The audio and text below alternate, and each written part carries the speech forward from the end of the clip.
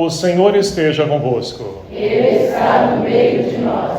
Proclamação do Evangelho de Jesus Cristo segundo Mateus. Glória a vós, Senhor. Naquele tempo, vendo Jesus as multidões, subiu ao monte e sentou-se. Os discípulos aproximaram-se e Jesus começou a ensiná-los. Bem-aventurados os pobres em espírito, porque deles é o reino dos céus. Bem-aventurados os aflitos, porque serão consolados. Bem-aventurados os mansos, porque possuirão a terra. Bem-aventurados os que têm fome e sede de justiça, porque serão saciados. Bem-aventurados os misericordiosos, porque alcançarão misericórdia. Bem-aventurados os puros de coração, porque verão a Deus. Bem-aventurados os que promovem a paz, porque serão chamados filhos de Deus. Bem-aventurados os que são perseguidos por causa da justiça, porque deles é o reino dos céus. Bem-aventurados sois vós, quando vos injuriarem e perseguirem, e mentindo, disserem todo tipo de mal contra vós, por causa de mim. Alegrai-vos e exultai, porque será grande a vossa recompensa nos céus. Palavra da salvação. Glória a vós, Senhor.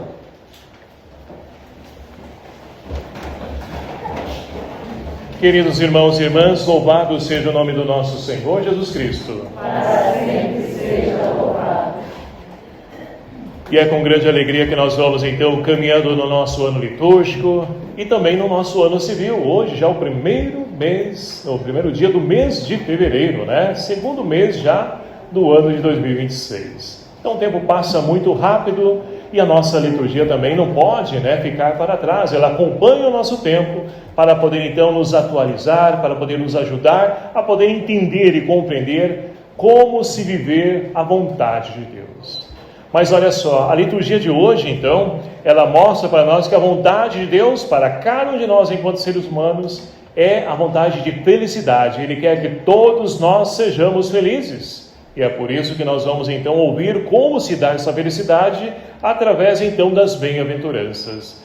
Mas, queridos amados irmãos, olhando a história, nós vamos perceber que sempre quando Deus, então, quis falar a um ser humano, Ele sempre convida o ser humano a poder subir ao monte. Um exemplo disso, Moisés lá no Monte Sinai, quando Deus então chamou ele para poder entregar ali as tábuas da lei com os 10 mandamentos. Um outro personagem também conhecido por nós, Elias, para poder então ali fortalecer ele, que estava passando um momento de perseguição, onde a rainha Jezabel queria matá-lo. E assim, então, nós vamos percebendo que no decorrer da história, Deus sempre nos convida a poder subir ao monte para poder ouvir a sua voz. Mas o monte não é um lugar geograficamente falando, O monte é um lugar de encontro com Deus. E nós temos a oportunidade aqui na nossa comunidade de poder subir ao monte. Tem uma subidinha sim, Mas não é isso. Subir ao monte é um altar, poder se encontrar com Deus para poder ouvir Deus. E assim nós possamos colocar em prática aquilo que Ele nos ensina, nos orienta, porque esse é o caminho da felicidade para cada um de nós. E assim nós podemos perceber que o povo de Deus, na história, sempre quando então ele se afastou de Deus, ele foi se perdendo e ao ponto de poder então ser escravizado por um povo, ou melhor dizendo, pelo rei da Síria. É o que nós então vemos na primeira leitura de hoje, extraído do profeta Sofonias. Olha que interessante, o profeta Sofonias está passando por um tempo de dificuldade, Isso não é novidade para ninguém, porque aqueles que buscam fazer a vontade de Deus vão ser perseguidos, vão ali então ser taxados, caluniados, enfim, faz parte do processo, porque entramos em conflito com um sistema que está ativo, que apresenta um outro caminho aleatório do caminho do Senhor. Mas aqueles que optam em poder seguir os caminhos de Deus, que é o melhor caminho, que caminho é esse? Jesus é o caminho, a verdade e a vida. Com certeza vão ser felizes. E assim então, olha só, o povo de Israel então está sofrendo, no tempo do profeta Sofonias, cerca de 630 anos antes de Cristo. Por quê? O que estava acontecendo e se passando, Ora, O rei que estava reinando em Judá, nessa época, ele então percebeu que o reino norte, né, o reino de Israel, juntamente com o império da Macedônia, estavam fazendo uma investida para poder então ali tomar Judá, que é o reino sul, né, para poder então ali saquear e se aproveitar com todos os benefícios, tudo aquilo que tinha o povo de Judá. E percebendo isso, né, o rei, o que ele faz? Ao invés de poder então confiar em Deus, pedir a proteção de Deus, não.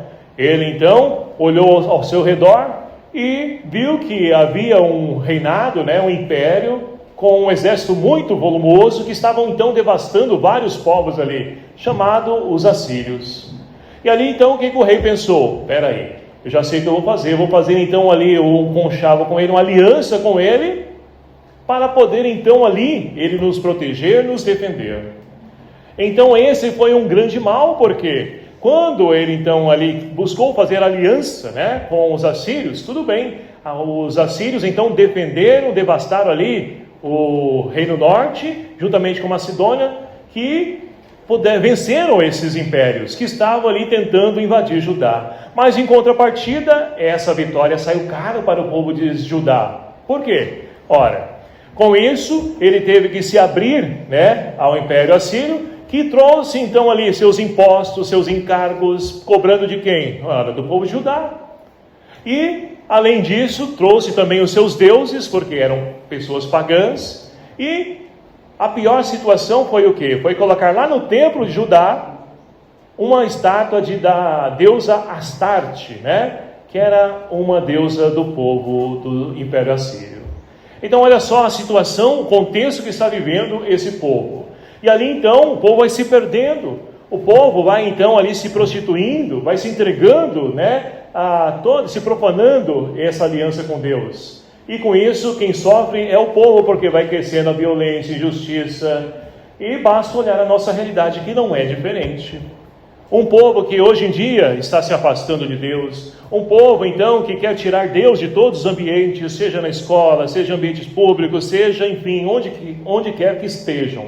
Eles querem de todas as formas tirar Deus, porque Deus é aquele que veio para libertar, é aquele que veio então para poder esclarecer a vida do ser humano, não deixar o ser humano ser escravo de pessoas, dos poderes. Infelizmente hoje continua nesse mesmo contexto a nossa história. Mas olha só, o profeta Sofonias é aquele que consegue enxergar, né, diante de todo esse contexto ruim, Deus fazer brotar coisas boas. E olha, com certeza você conhece alguém que só consegue falar de coisa ruim. Tudo para ele é ruim, mas espera aí, parece que a vida não tem nada de bom? O que vale a pena existir então? Muitas pessoas estão dessa forma, desse jeito. E é por isso que buscam ajuda, né, nos consultórios psiquiátricos, psicólogos, porque querem novamente se reencontrar e perderam ali, né, a motivação da sua vida. Mas o profeta é aquele que ajuda a gente a enxergar além dessa realidade. E olha só o convite que ele faz, o caminho que ele pede para que nós possamos fazer também nós. Buscai o Senhor, humildes da terra, que pondes em prática seus preceitos, praticai a justiça, procurai a humildade, achareis talvez um refúgio no dia da cólera do Senhor. Os profetas, né, do Antigo Testamento, grande parte deles a gente vai ouvir falar do dia do Senhor, mas que não é para punir, castigar, trazer medo para as pessoas, não. É poder chamar as pessoas à consciência. Um dia nós vamos estar diante de Deus. E o que nós temos para poder apresentar a Ele? Temos coisas boas? Ou somente coisas ruins? Porque se a gente só enxerga coisa ruim, a gente não vai conseguir falar de coisas boas. Porque nós vamos então sendo condicionados, né, dessa forma. E não é assim, nós temos coisas boas sim. Mas nós precisamos de fato resgatar essa riqueza de poder somente avaliar e enxergar coisas boas. E nós temos a oportunidade, né, de ter como padroeira na nossa paróquia Santa Luzia, pedir para ela que nos ajude a enxergar coisas boas da vida. Chega de coisa ruim, tragédia, morte, sofrimento, violência, não. Tem coisas boas, o mundo está acontecendo, o reino de Deus está entre nós, ou não está? Claro que está. Numa proporção pequena, sim, mas que pode crescer na medida que nós buscarmos fazer a vontade de Deus. É esse o convite da primeira leitura. E assim, olha só, esse povo de Israel ainda foi levado como escravo, né, pelos assírios. Ficando aí, quem foi levado? Ora, aqueles grandes, né, aqueles que colocavam, impunham medo para os assírios, eles foram levados presos. E aqueles então que não significavam nada ficaram lá. É esse o pequeno resto de Israel que fala aqui o finalzinho da primeira leitura, né? Olha só. Eles não cometerão iniquidades, nem falarão mentiras, não se encontrará em sua boca uma língua enganadora, serão apacentados e repousarão, e ninguém os molestará, porque eles colocarão a sua confiança em Deus. E é esse o caminho também para cada um de nós. Se nós queremos de fato mudar essa realidade, precisamos colocar a nossa confiança em Deus. Isso é ser pobre em espírito, como diz a primeira bem-aventurança do Evangelho. E como o salmista de hoje nos convida a refletir. Olha só. Felizes os pobres em espírito, porque deles é o reino dos céus. Já diz o salmista, aquele que fez a experiência, que colocou a confiança em Deus, e não em seres humanos, e não em coisas materiais. E assim então, meus queridos amados irmãos, nós podemos então entender que Deus nos chama para que nós possamos então viver, né, a sua vontade, mas nem sempre é fácil a gente viver a vontade da gente. Quer um exemplo? Olha a segunda leitura de hoje.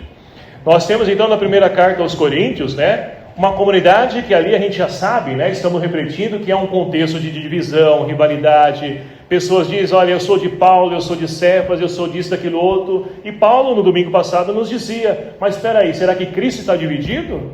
Todos nós pertencemos a Cristo. Então ele convida essa comunidade a uma comunhão, porque não estava acontecendo. Mas olha só, além disso, as pessoas então que seguiam a Cristo, elas se achavam ali que elas então fizeram a escolha de Cristo, e que ali então, eu sou uma pessoa preparada, estudada, eu sou doutorada, mestrada, então eu vou me candidatar a poder então ser um profeta, eu vou ser isso na comunidade, eu vou ser aquilo. E Paulo diz, não, é Deus que escolhe. É esse o contexto que nós devemos ter, né, na nossa vida, porque é Deus que chama, é Deus que convida. Domingo passado o Evangelho, só recapitulando, nós tínhamos então João Batista que apresentou, né, Jesus como Cordeiro de Deus, né, Jesus que inicia o seu ministério, e para poder então iniciar o seu ministério, o que ele faz? Ele chama pescadores para poder segui-lo. Então, meus queridos amados irmãos, é Deus que escolhe, é Deus que capacita. E tudo isso por quê? Ora, para aqueles então, que são as pessoas que nós olhamos assim, e para o mundo não tem ali valor algum. É uma pessoa que, antigamente falava, o Mobral, né? Uma pessoa que não tem nenhum Mobral, pessoa, como que ela tem essa sabedoria? Como que ela sabe tanto, né? Aí no meu tempo veio o primário, enfim, ensino médio, e vai aí, né? Então, uma pessoa que não estudou, como que pode tanto conhecimento, mas é através das pequenas pessoas que colocaram Deus no centro da sua vida, que podem fazer a experiência de Deus, transformar as pessoas, dando sabedoria a ela, de como ser sinal de Deus para o mundo, para poder confundir, né, os sábios, os entendidos, aqueles que se acham detentores da verdade. Então, meus queridos amados irmãos, Deus age através dos pequenos. Então não tenha medo, poxa vida, eu não sei falar, eu não sei isso, eu não estudei aquilo, eu não sei ler a Bíblia, não, é Deus que faz. Se Deus chamou, o que Ele quer de você é um sim generoso, um coração aberto para poder acolher e colocar Ele no centro da sua vida, para que assim você seja luz para as nações. E aí nós podemos então avançar para o Evangelho de hoje. Por quê? O Evangelho de hoje, né? Capítulo 5 de São Mateus, nós temos o capítulo 5 até o capítulo 7 de São Mateus, conhecido como o Sermão da Montanha. E iniciando então esse capítulo 5, é iniciado com o conhecido para nós, né, como as bem-aventuranças. E nós não vamos aqui, né, trabalhar cada uma delas, porque nós iríamos ficar aqui, né, semanas aqui falando sobre isso. Mas, enfim, nós queremos entender que é Jesus que convida o povo para poder subir ao monte, e Mateus faz questão de poder então dizer isso, por quê? Para mostrar para nós que Jesus é o novo Moisés. Se Moisés lá no Antigo Testamento, lá no Sinai, ele subiu, né, o monte para poder receber as tábuas da lei, escritas aonde? Em pedra, né, os mandamentos. Agora Jesus convida o povo para poder subir, mas para poder falar a lei, né, de Deus, mas agora não escrita em pedras, mas escrita no coração. É o que vale, é escrito no coração, porque o coração é o lugar onde de fato ali habita, né, o amor, onde habita o nosso desejo de poder então, né, nos reencontrar enquanto ser humano. Então, para isso, nós então precisamos percorrer esse caminho das bem-aventuranças, que em São Mateus são 9 bem-aventuranças, né? Enquanto em Lucas nós temos apenas 4. E depois das 4 bem-aventuranças de Lucas, nós temos 4 ais, né? Chamado como os 4 maldições. Mas enfim, nós vamos então nos ater somente aqui em Mateus. Por quê? Os padres, né, do antigo, lá no início da igreja, né, os padres da patrística, aqueles que são os padres lá até o século 200, né, depois de Cristo, eles olhando então para as bem-aventuranças do Evangelho de São Mateus, eles enxergaram aqui, né, como degraus. Degraus então que todo cristão é convidado a poder então subir, degrau por degrau. E tem aqueles então que acham, não, eu já estou no primeiro, agora vou pular lá para o último, porque eu não quero, vai demorar muito, eu quero subir logo. E não é assim. A nossa vida enquanto cristão, nós temos um caminho a poder ser percorrido. Se nós pularmos, queimarmos etapas, nós voltaremos tudo de novo, teremos que refazer todo o caminho. Então é preciso ter paciência e prudência e perseverança para podermos então subir degrau por degrau da nossa vida. Mas não tenha pressa, o mundo de hoje tem pressa, nós não. Mas poxa vida, e se Deus me chamar e eu não conseguir chegar lá no último? Vou ficar para trás? Não, a misericórdia de Deus age, né? Mas enfim, vamos então, né, aqui pegar um pouquinho daquilo que hoje as bem-aventuranças trazem para nós. Pobres em espírito, nós já falamos, né, porque o salmista nos fala sobre isso. Também a primeira leitura nos fala sobre isso, aqueles que confiam e esperam em Deus. Não é aquele que é pobre, né, financeiramente falando, que Deus pede, olha, deixa eu ver sua conta corrente, quantos PIX você recebeu? Não, você é pobre. Não, você é rico. Não é isso. Não é pobre em espírito, não. É riqueza, né? É pobre aquele que então não confia nas coisas materiais, mas confia somente em Deus. E aí nós podemos então, aquela pessoa que coloca a sua confiança em Deus, olha só, já pode subir mais um degrau, né, nessa escada. Por quê? Bem-aventurados os aflitos, passam por aflição. Não pense que você então vai seguir Jesus Cristo, que acabou, né, os problemas, dificuldade, não. Eu vou dizer para você, né, e não tenho medo de afirmar, você vai ter mais problemas ainda. Por quê? Ora, nós vamos entrar em conflito com pessoas, com situações, e isso vai gerar em nós aflição. Poxa vida, eu tenho um compromisso na comunidade, não vou participar lá do aniversário de fulano, de cicrano, o que eles vão falar de mim? Não importa, deixa eu falar. É eles falando, o que importa é que nós estamos percorrendo o caminho certo, né? Nós temos uma direção para a nossa vida, e nós queremos percorrer esse caminho. Mas olha só, em tudo isso, aqueles que são aflitos por causa da justiça do reino de Deus, vão ser consolados. Por quem? Por Deus. É Deus que nos consola, e a consolação de Deus, meus queridos amados irmãos, não tem coisa melhor na vida. E aí nós podemos dar mais um passo. Bem-aventurados os mansos. Quem são os mansos? Manso não é aquele que aceita tudo, diz amém, amém, amém, amém só. Não. Manso também não é tolo, não é bobo, porque temos muitas pessoas que, aquele lá é da igreja, eu vou aproveitar dele, eu vou falar dele, eu vou lá pegar, né? Vou ver se realmente ele é cristão mesmo, né? Então ser manso é aquele que, então, não quer ali resolver as coisas, né?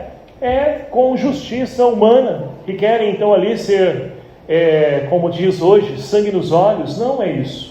É aquelas pessoas que querem resolver as coisas, mas de uma maneira diferente, como Cristo nos ensinou. Então, olha só, quem for manso, quem conseguir de fato a mansidão na sua vida, vai possuir a terra. E aí sobe mais um passo, porque olha só, bem-aventurados que têm fome e sede de justiça. Pessoas que entram no caminho de Deus não são coniventes com situações, né, de injustiça, de roubalheira, de corrupção, que nós presenciamos por aí. Não, mas sempre foi assim, sempre teve isso, eu vou lavar as mãos, eu vou falar isso, depois ele vai vir me perseguir. Não, é a pessoa que tem medo, não. A pessoa mansa é uma pessoa que tem fome e sede de justiça e que vai para cima, que quer transformar a história, que não quer ser conivente com a situação, porque não adianta reclamar que o mundo continua o mesmo, mas nós também continuamos as mesmas pessoas. Então nós precisamos ser pessoas melhores, e aquele que tem fome e sede de justiça vão ser saciados com a fome de Deus, essa fome que sacia toda a vida do ser humano. E bem-aventurado então os misericordiosos, subindo mais um degrau, né? Como tem gente nos dias de hoje, né, que são ali inerentes, né? Olham a dor e o sofrimento do outro e não está nem aí. Pessoas que não sofrem também com o outro, que não têm percepção da dor do outro, que não estão nem aí. E nós não podemos ser assim, porque da mesma medida que nós então medimos as pessoas, nós seremos medidos, já diz a carta de São Tiago, né? Então é preciso ser misericordioso com as pessoas, né? Poxa vida, o fulano errou, mas vou orientar ele, vou instruir ele para que ele possa novamente retomar o caminho, que ele acerte dessa vez. Mas não condenar, a pessoa errou, isso aí deve então ser preso, deve ser punido, deve ser tirado a vida. Não, não é esse o caminho. É preciso agir de misericórdia. E aí nós podemos então avançar, porque vamos então trabalhando a pureza de coração. Pureza de coração é poder ver coisas boas da vida. Coisas boas da vida que existem, né? Não somente olhar com malícia, olhar ali o outro com um olhar de condenação, de julgamento. Não é esse o caminho, né? É a pureza de coração como uma criança que não vê maldade, que não age com maldade também, buscando uma retribuição. Vou fazer um favor para ele porque ele vai me pagar depois, vai me ajudar depois. Não, é puro, é livre, né? É assim que deve ser também a nossa vida. Porque olha só, os puros de coração verão a Deus já nesse mundo, hoje. A alegria de poder então enxergar a alegria, o bem-estar da pessoa, a pessoa alegre e feliz. Isso é enxergar Deus na pessoa, no irmão também, né? Bem-aventurados que promovem a paz, não querem então ali briga com ninguém, conflito com ninguém, não que sejam indiferentes também, mas a gente busca resolver as coisas de uma forma diferente, com a caridade, o amor, a misericórdia. Esse é o caminho, né? Porque a paz aqui não é ausência de arma e guerra, mas é fruto da justiça e do amor. Esse também deve ser o nosso caminho.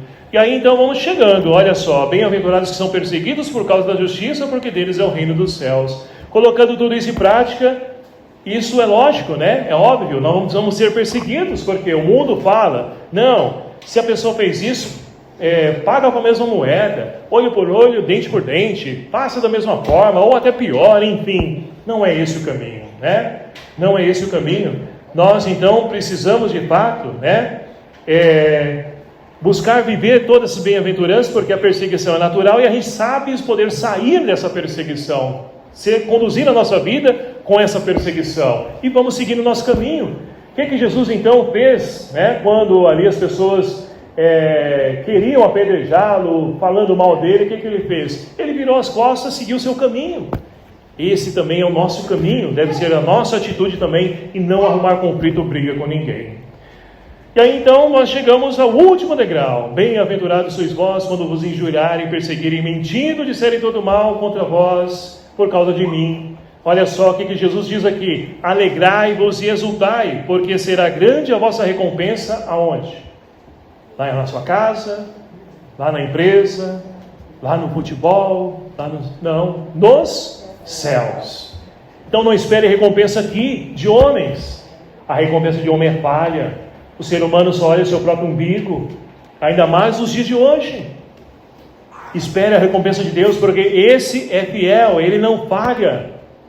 Então, meus queridos amados irmãos, esse é o caminho de felicidade para cada um de nós. Aí nós vamos entender porque muitas pessoas estão tristes hoje, depressivas hoje, porque não querem nem entrar nessa dinâmica das bem-aventuranças. Assim porque, olha só, Jesus chama os discípulos para poder subir ao monte, mas uma grande parte das pessoas que não são os discípulos de Jesus ficaram na planície. Por quê? Seguir isso aí dá trabalho. Eu não quero viver na felicidade do mundo mesmo, prazeres do mundo, tá bom, acabou. Ou seja, só enxergam a sua vida nessa realidade, nesse plano. Não conseguem enxergar além dessa realidade, que a vida continua para aqueles que confiam e acreditam em Cristo. Então, meus queridos amados irmãos, difícil é sim, mas que nós não desanimemos, que nós possamos então contar com a graça de Deus e a força do Espírito Santo, para podermos então trilhar dia após dia da nossa vida esses degraus, refletindo, né, a nossa vida, a qual ponto eu estou aqui, até onde eu cheguei, o que eu preciso refazer. Não tenhamos medo de poder então seguir Cristo, porque É esse o verdadeiro caminho da felicidade para toda a humanidade. A felicidade do mundo, ela é passageira, ela é breve, como o fogo de palha. Logo passa, mas a felicidade de Deus, essa ninguém tira, ninguém rouba de nós, porque é de Deus e é para sempre, é eternamente. Então que nós possamos contar também com a intercessão de Nossa Senhora, ela que confiou, acreditou, no seu Filho Jesus e nas promessas de Deus, que ela nos ajude também a poder confiar, acreditar e que nós possamos percorrer esse caminho, subindo dia após dia da nossa vida, esses degraus, para que nós um dia possamos então alcançar essa recompensa nos céus. Que o Senhor então nos dê força, ânimo e coragem para que nós possamos colocar tudo isso em prática. Louvado seja o nome do nosso Senhor Jesus Cristo.